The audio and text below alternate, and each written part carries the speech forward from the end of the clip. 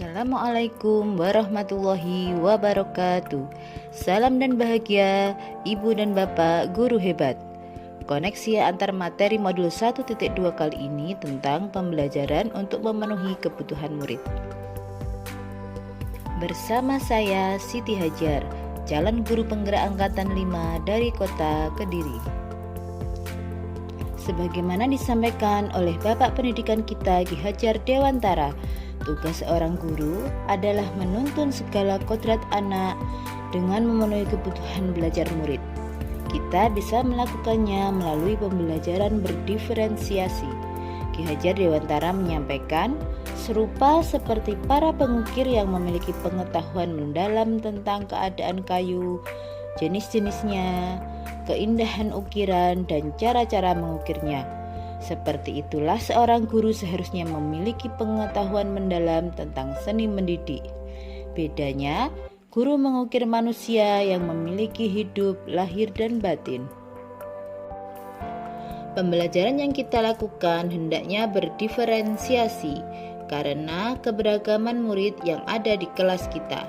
Tugas kita melayani murid-murid dengan segala keberagaman tersebut, serta menyediakan lingkungan dan pengalaman belajar terbaik bagi mereka, agar tidak terjadi kesenjangan belajar atau learning gap, di mana pencapaian yang ditunjukkan murid tidak sesuai dengan potensi pencapaian yang seharusnya didapat, serta untuk mewujudkan kualifikasi lulusan seperti yang dijabarkan dalam standar kompetensi lulusan. Pengertian pembelajaran berdiferensiasi yaitu usaha guru untuk menyesuaikan proses pembelajaran di kelas guna memenuhi kebutuhan belajar individu murid. Mengapa pembelajaran berdiferensiasi dilakukan?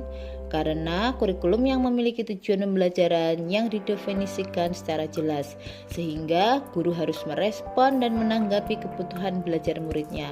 Agar tujuan pembelajaran dapat tercapai, maka guru harus menciptakan lingkungan belajar yang mengundang murid untuk belajar.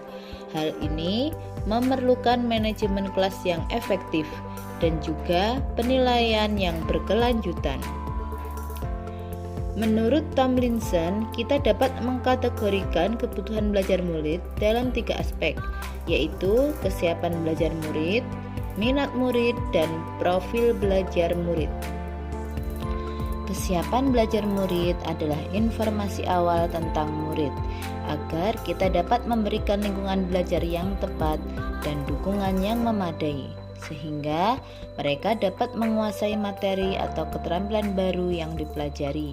Contoh perspektif yang terdapat dalam equalizer yang diperkenalkan oleh Tomlinson yaitu bersifat mendasar, bersifat transformatif, konkret abstrak, sederhana kompleks, terstruktur terbuka, tergantung mandiri, dan lambat cepat. Berikutnya minat murid, yaitu suatu keadaan mental yang menghasilkan respon terarah kepada suatu situasi atau objek tertentu yang menyenangkan dan memberikan kepuasan diri. Minat dapat dilihat dalam 2 perspektif. Yang pertama sebagai minat situasional. Dalam perspektif ini, minat merupakan keadaan psikologis yang dicirikan adanya peningkatan perhatian, upaya, dan pengaruh yang dialami pada saat tertentu. Yang kedua, minat individu yang dapat dilihat sebagai sebuah kecenderungan individu untuk terlibat dalam jangka waktu lama dengan objek atau topik tertentu. Kebutuhan berikutnya yaitu profil belajar murid, mengacu pada cara-cara bagaimana kita sebagai individu paling baik belajar. Profil belajar murid terkait dengan banyak faktor. Berikut ini beberapa di antaranya. Pertama, preferensi terhadap lingkungan belajar. Kedua, pengaruh budaya. Ketiga, preferensi gaya belajar. Dan yang terakhir, preferensi berdasarkan kecerdasan majemuk. Untuk mengidentifikasi kebutuhan belajar murid bisa dilakukan dengan banyak cara. Di antaranya mengamati perilaku murid-murid, mencari tahu pengetahuan awal yang dimiliki oleh murid, mendiskusikan dengan orang tua atau wali murid, mengamati murid ketika menyelesaikan suatu tugas atau aktivitas, bertanya atau mendiskusikan masalah dengan murid, membaca rapot murid, berbicara dengan guru murid sebelumnya, penilaian diagnostik, survei, dan sebagainya. Dalam memenuhi kebutuhan belajar, kita bisa mendiferensiasinya dengan strategi, yaitu mendiferensiasi konten atau membedakan pengorganisasian dan format penyampaian. Berikutnya, mendiferensiasi proses, yaitu membedakan proses yang harus dijalani oleh murid. Berikutnya, mendiferensiasi produk, yaitu membedakan atau memodifikasi produk sebagai hasil belajar murid, hasil latihan, penerapan, dan pengembangan apa yang telah dipelajari.